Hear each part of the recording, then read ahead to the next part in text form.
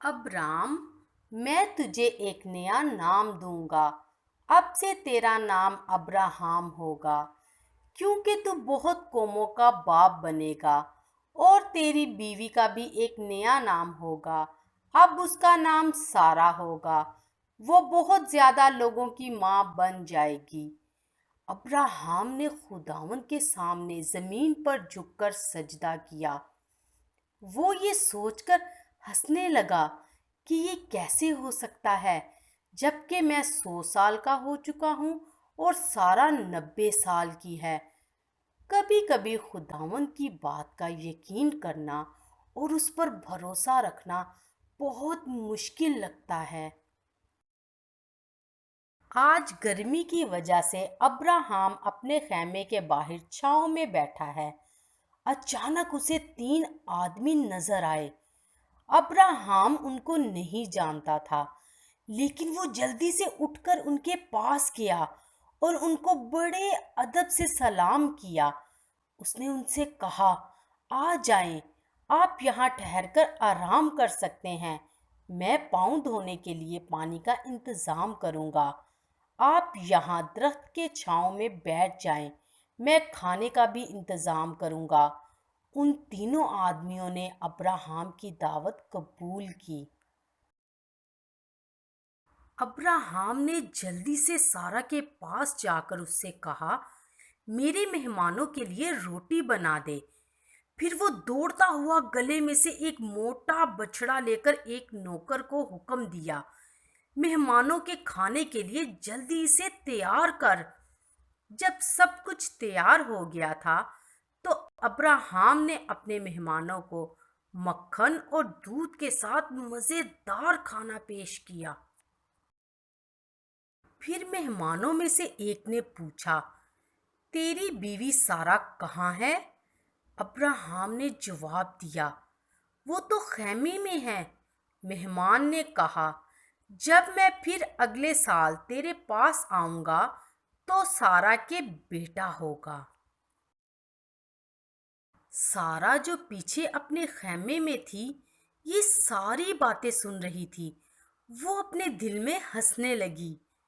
ओह, ये नामुमकिन है। मैं तो एक दादी की तरह हूँ और अब्राहम दादा की तरह। ये कैसे हो सकता है कि हमारे यहाँ बच्चा पैदा हो? वो आहिस्ता अपने दिल में हंस रही थी। अब्राहम और सारा को मालूम नहीं था कि ये मेहमान कोई आम मेहमान नहीं था, बल्कि ये खुदावंद खुद है।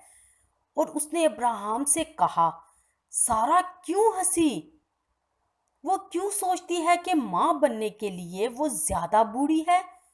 क्या खुदावंद के लिए कोई काम मुश्किल है? ये सुनकर सारा डर गई। उसने कहा, मैं नहीं हंसी। लेकिन मेहमान ने कहा, नहीं, तू जरूर हंसी। फिर मेहमानों की विजिट खत्म हो गई। वो 3 आदमी रुखसत हुए और अब्राहम भी कुछ दूर तक उनके साथ साथ चलता गया।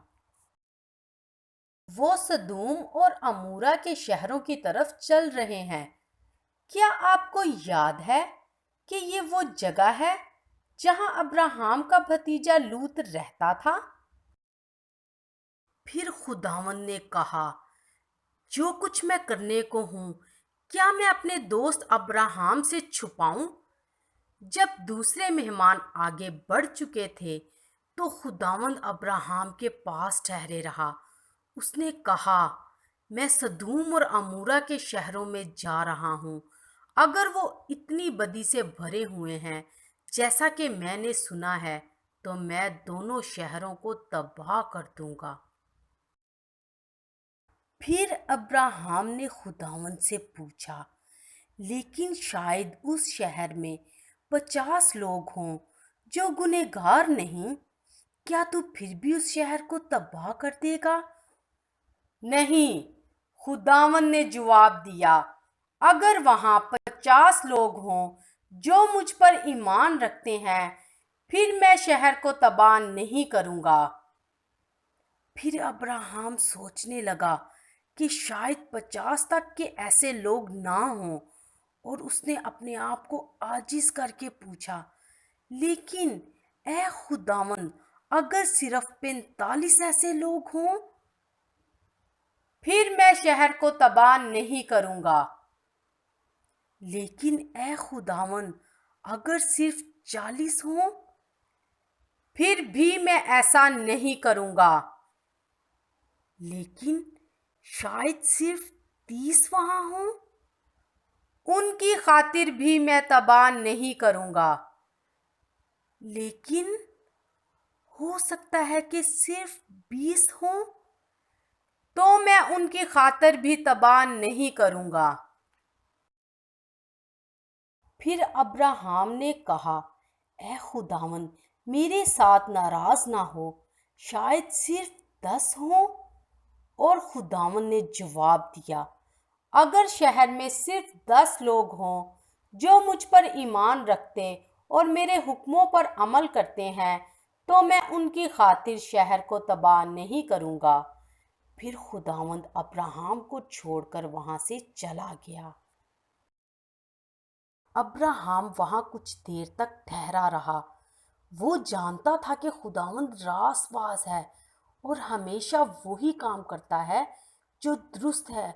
وہ یہ بھی جانتا تھا کہ خداوند رحم کرتا ہے۔ خدا ہم پر بھی رحم کر سکتا ہے، کیونکہ یسوع مسیح نے خدا کے ساتھ ہمارا رشتہ جو گناہوں کی وجہ سے ٹوٹا ہوا تھا بحال کیا ہے۔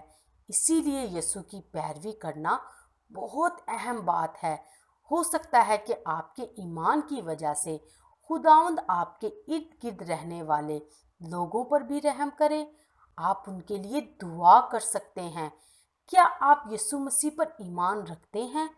اگر نہیں تو آپ ابھی بھی اس کو اپنے دل میں آنے کی دعوت دے سکتے ہیں۔ پھر وہ آپ کو اپنے بارے میں سکھائے گا اور یہ بھی کہ آپ کس طرح زندگی گزاریں تاکہ وہ آپ سے خوش ہو۔